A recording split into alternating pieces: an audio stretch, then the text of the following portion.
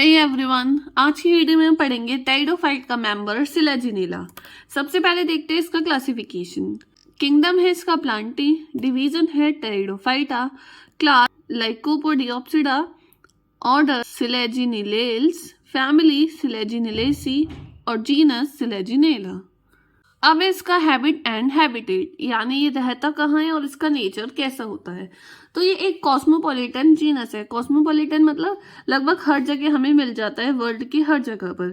इसमें लगभग 700 स्पीशीज देखी गई हैं पूरे वर्ल्ड में, और जिसमें से 70 स्पीशीज इंडिया में पाई जाती हैं। मेनली ये हमें मॉइस्ट फॉरेस्ट में मिलते हैं, ट्रॉपिकल रीजन में जो भी मॉइस्ट फॉरेस्ट होते हैं वहाँ हमें देखने को मिलते हैं, लेकिन ये अल्पाइन रीजन में देखने को नहीं मिलते। कुछ इंडियन स्पीशीज हैं जो बहुत कॉमन है, जैसे कि Selaginella kraussiana, Selaginella monospora, Selaginella biformis, Selaginella chrysorhizos, Selaginella जैक्विमोंथ।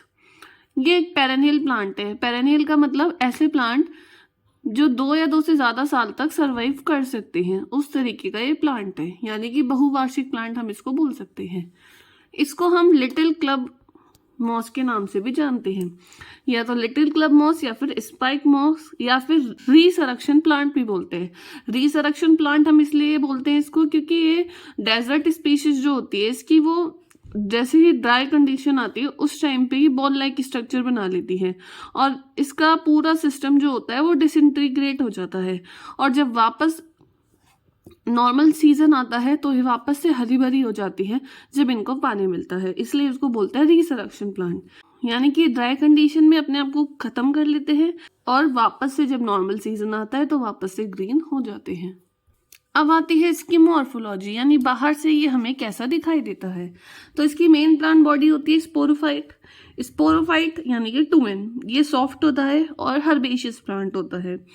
इसकी जो मेन प्लांट बॉडी होती है वो रूट, स्टेम और लीव्स में डिफरेंशिएटेड रहती है। एक साइंटिस्ट थे हिरोनिमस, इन्होंने सिलेजिनेला को 2 सब जीनस में डिवाइड किया, उनकी प्लांट की स्ट्रक्चर कैसी है उस बेसिस पर।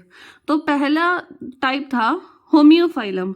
होमियोफाइलम में क्या होता है, जो स्टेम होता है वो इरेक्ट होता है, मतलब सीधा होता है, और इसकी जो ब्रांचिंग होती है वो डाइकोटोमस होती है, यानी 2-2 करके ब्रांचेस निकलती हैं, और इसमें जो लीव्स होती है वो स्पाइरल ऑर्डर में अरेंज रहती हैं, और इसकी जो लीव्स होती हैं वो यूनिफॉर्म होती है, यानी सारी की सारी एक जैसी होती है, और आइसोफिलस होती है, यानी एक जैसी लीव्स होती है, और लीव्स के ही वजह से इसको नाम दिया है होमियोफाइलम। होमियो मतलब एक जैसी और फाइलम मतलब लीव्स, तो एक जैसी लीव्स की प्रेजेंस की वजह से इसको होमियोफाइलम कहते हैं। ये मोनोस्टिलिक होता है, मतलब एक ही स्टील मिलती है। इसके एग्जाम्पल है सिलेजिनेला रुपेस्ट्रिस, सिलेजिनेला सिलेजिनोइडेट्स। दूसरी प्लांट स्पीशीज है हेट्रोफाइलम। हेट्रोफाइलम मतलब अलग अलग तरीके की लीव्स मिलती हैं। इसमें जो स्टेम होता है वो प्रोस्ट्रेट होता है, यानी सीधा ना होकर ये जमीन के अलोंग पैरेलल ग्रोथ करता है, इरेगुलर होता है और ब्रांच्ड होता है। इसमें 2 तरीके की लीव्स हमें देखने को मिलती है, एक डॉर्सीवेंट्रल एंड एनाइसोफिलस लीव्स। इसकी एग्जाम्पल है सिलेजिनेला हेल्वेटिका और सिलेजिनेला लेपिडोफाइला। ये है सिलेजिनेला क्राउजियाना का डायग्राम।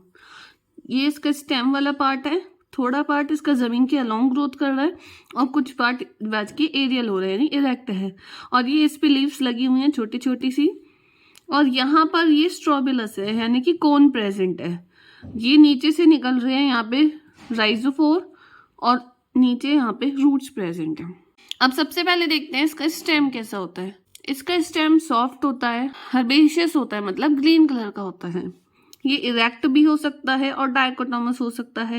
इसके अलावा क्रीपिंग भी हो सकता है, यानी जमीन में रेंग रेंग कर ग्रोथ करता है। सब इरेक्ट होता है, मतलब पूरे तरीके से सीधा नहीं रहता है, और क्लाइंबर भी हो सकता है। तो ये अलग अलग स्पीशीज अलग अलग तरीके की हो सकती है। अब अगर इसकी लीव्स की बात करें तो इसकी लीव्स सिंपल टाइप की होती है, ओवल या फिर सिलेंड्रिकल शेप की हो सकती है, और माइक्रोफिलस होती है। यानी इसकी ज्यादातर स्पीशीज की जो लीव्स होती है वो सॉफ्ट होती है और पतली होती है। लेकिन अगर हम जीरोफिटिक स्पीशीज की बात करें, जीरोफिटिक मतलब ऐसी स्पीशीज जो डेजर्ट टाइप के एरिया में रहती हैं, उनकी लीव्स थिक होती हैं और हार्ड भी होती हैं। लीव्स की अपर सरफेस पर हमें एक मेम्ब्रेन देखने को मिलती है, मेम्ब्रेन जैसी आउटग्रोथ देखने को मिलती है, और ये जो होती है वो बेस पर मिलती है लीव के, और उसको हम बोलते हैं लिग्यूल। यानी लीफ की जो ऊपर वाली डॉर्सल सरफेस होती है उसकी बेस पर एक छोटी सी स्ट्रक्चर मिलती है मेम्ब्रेन जैसी, इसको लिग्यूल बोलते हैं। इसका काम होता है वाटर को एब्जॉर्ब करना। वैसे तो इसके फंक्शन अभी तक अच्छे से नोन नहीं है, लेकिन ज़्यादातर साइंटिस्ट का मानना ये है कि ये वाटर को एब्जॉर्ब करने का काम करता है। जब ये लिक्यूल मैच्योर हो जाता है तो इसके बेसल पार्ट को हम बोलते हैं ग्लॉसोपोडियम। ये है लीफ इसकी। लीफ एंटायर नहीं होती है, इस तरीके से छोटे छोटे यहाँ पे कट्स होते हैं। लीफ का लैमिना वाला पार्ट है, इसके बेस पर ये छोटी सी स्ट्रक्चर हमें दिख रही है, इसको हम बोलते हैं लिग्यूल, और ये बीच में है इसकी मिडरिम। और जब ये लिग्यूल मैच्योर हो जाता है तो इस तरीके का दिखता है, और इस मैच्योर लिग्यूल के जो बेस वाला पार्ट है इसको हम बोलते हैं ग्लॉसोपोडियम। तो लीफ का बेसल पार्ट लिग्यूल, और लिग्यूल मैच्योर होने के बाद उसका बेसल पार्ट ग्लॉसोपोडियम, और ये है लिग्यूल पिट जिसके अंदर ये लिग्यूल फिट रहता है। अब ये जो लीफ का अरेंजमेंट होता है वो दो तरीके से हो सकता है, एक होम्योफाइलस स्पीशीज में और एक हेट्रोफाइलस स्पीशीज में। तो होम्योफाइलस स्पीशीज में तो लीफ जो होती है वो सेम साइज की होती है और ये स्पाइरली अरेंज रहती हैं, जो इरेक्ट स्टेम होता है उसके चारों तरफ स्पाइरली अरेंज रहती है। जबकि हेट्रोफाइलस स्पीशीज में क्या होता है, दो तरीके की लीव्स हमें देखने को मिलती है और इनका अरेंजमेंट भी थोड़ा अलग होता है। तो हेट्रोफिलस स्पीशीज में क्या होता है, जो छोटी लीव्स होती हैं वो एबैक्सियल सरफेस पर होती हैं और बड़ी लीव्स जो होती हैं वो एडेक्सियल सरफेस पर होती है। लीव की दो सरफेस होती है, एबैक्सियल एंड एबैक्सियल। तो स्मॉल लीव्स होती है एबैक्सियल सरफेस पे और लार्ज लीव्स होती है एडेक्सियल सरफेस पे। और ये 4 रो बना के रहती हैं, 4 अलग अलग रोज बनाती हैं, उनमें इस तरीके से अरेंज रहती है। तो 2 रो तो रहती है एबैक्सियल सरफेस पे और 2 रोज रहती हैं एडेक्सियल सरफेस पे। इस तरीके से हेट्रोफिलस स्पीशीज में लीव्स का अरेंजमेंट होता है। नेक्स्ट आती है इसमें रूट्स। इसमें जो प्राइमरी रूट्स होती है वो इफेरेमल होती है। इफेरेमल मतलब होती है जो कम टाइम के लिए सर्वाइव करती है।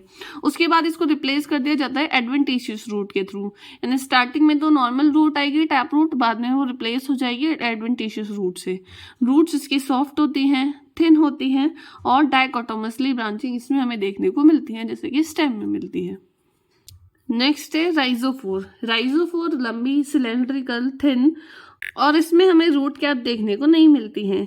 लीफलेस स्ट्रक्चर होती है, कोई लीफ नहीं मिलती है। अनब्रांच्ड ब्रांचेस होती हैं, मतलब कि कोई इसकी आगे ब्रांचिंग नहीं होती है और ये ग्राउंड की तरफ बढ़ती हैं, इसलिए इनको बोलते हैं राइजोफोर। यानी रूट्स की जैसी होती है, रूट्स की तरह ही ये पॉजिटिव जियोट्रॉफिक होती है, लीफलेस होती है, ब्रांचिंग नहीं होती है, लेकिन इसमें रूट कैप नहीं होती है। इसकी टिप पर हमें एडवेंटिशियस रूट देखने को मिलती है, यानी ये स्टेम के नोड से निकलती हैं और नीचे की तरफ ग्रोथ करती हैं और ग्रोथ करने के बाद इसकी टिप पे से हमें बहुत सारी रूट्स देखने को मिलती हैं। ये राइजोफोर के बारे में काफ़ी सारी थ्योरीज हैं। कुछ लोग मानते हैं कि राइजोफोर रूट है और कुछ लोग मानते हैं कि राइजोफोर स्टेम है, पर ज़्यादातर साइंटिस्ट ऐसा मानते हैं कि राइजोफोर एक रूट है। क्यों? इसकी कुछ वजह हैं, जैसे कि ये पॉजिटिव जियोट्रॉफिक होती है, मतलब नीचे की तरफ ग्रोथ करती है। अगर हम रूट की इंटरनल स्ट्रक्चर देखें और राइजोफोर की देखें तो दोनों की इंटरनल स्ट्रक्चर हमें सेम देखने को मिलती हैं और दोनों में ही लीव्स एब्सेंट होती हैं। तो ज़्यादातर साइंटिस्ट के अकॉर्डिंग तो यही थ्योरी सही है, लेकिन कुछ साइंटिस्ट ऐसा मानते हैं कि स्टेम भी हो सकता है। क्यों? क्योंकि इसका ओरिजिन एक्सोजीनस होता है। रूट हेयर और रूट कैप इसमें एब्सेंट होती है। जनरली रूट में रूट कैप और रूट हेयर्स मिलते हैं, बट इसमें एब्सेंट होती हैं और ये एंगुलर मेरिस्टेम से डेवलप होते हैं। तो ये तो है कि ये रूट भी हो सकती है, स्टेम भी हो सकता है। लेकिन 2 साइंटिस्ट थे, गोबेल एंड बोवर, इन्होंने इसको कहा ऑर्गन सुई जेनेरिस। तो ये कई बार यहाँ से क्वेश्चन MCQs में आ जाता है कि इसको ऑर्गन सुई जेनेरिस किसने कहा था, तो उसमें आंसर आएगा गोबेल एंड बोवर ने। ये तो हो गई इसकी मॉर्फोलॉजी यानी कि एक्सटर्नल स्ट्रक्चर। अब बात करते हैं इसकी एनाटॉमी की। एनाटॉमी मतलब इसके इंटरनल स्ट्रक्चर। सबसे पहला है स्टेम। ये अगर हम स्टेम के TS काटे तो हमें ये सारे रीजन देखने को मिलेंगे। TS मतलब ट्रांसवर्स सेक्शन। तो ये सबसे बाहर हमें लेयर देखने को मिलती है एपिडर्मिस की। एपिडर्मिस सिंगल लेयर होती है जनरली, और इसके नीचे एक लेयर मिलती है हाइपोडर्मिस। वैसे तो ये हाइपोडर्मिस कॉर्टेक्स का ही पार्ट होता है, ये आर्ट और मोस्ट कॉर्टेक्स की लेयर होती है। फिर ये जो कॉर्टेक्स वाली लेयर होती है ये थोड़ी 3 से 4 लेयर की बनी हो सकती है, थोड़ी मोटी होती है। और अंदर की तरफ ये है पेरिसाइकिल जो वेस्कुलर मंडल को कवर करके रखती है। ये बीच में होता है जाइलम और उसके चारों तरफ होता है फ्लोएम। ऐसे ही इसमें बीच में जाइलम, चारों तरफ फ्लोएम।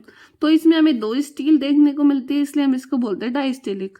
और इसके बाहर यहाँ पर कुछ सेप्टा प्रेजेंट होते हैं जो कि दूर दूर होते हैं, इसकी वजह से यहाँ एयर चैम्बर्स बन जाती हैं, इनको बोलते हैं हम ट्रेबेक्युली। एपिडर्मिस सबसे बाहर वाली लेयर होती है, इसके ऊपर पतली सी क्यूटिकल प्रेजेंट हो सकती है। इसकी जो सेल्स होती हैं वो रेक्टेंगुलर हो सकती हैं और बैरल शेप्ड हो सकती हैं। स्टोमेटा और हेयर्स इसमें एब्सेंट होते हैं। इस कॉर्टेक्स में जो बाहर वाली लेयर होती है जो एपिडर्मिस की तरफ होती है वो हाइपोडर्मिस होती है, जो कि स्क्लेरेन्काइमेटस की बनी होती है, स्क्लेरेन्काइमा सेल्स की बनी होती है। और जो अंदर वाला कॉर्टेक्स होता है बचा वो कॉर्टेक्स, वो लगभग 5 लेयर का बना होता है और ये बना होता है क्लोरेन्काइमा का। क्लोरेन्काइमा एक पैरेन्काइमा का ही टाइप होता है।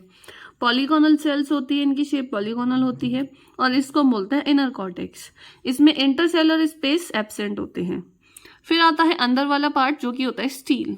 स्टील में एंडोडर्मल सेल्स होती हैं जो कि रेडियली इलोंगेटेड रहती है और ये ट्रेबेक्यूले बनाती हैं, यानी जो एयर सैक बनाने में हेल्प कर रहे थे ट्रेबेक्यूली, वो ही एक्चुअल में एंडोडर्मिस होती हैं।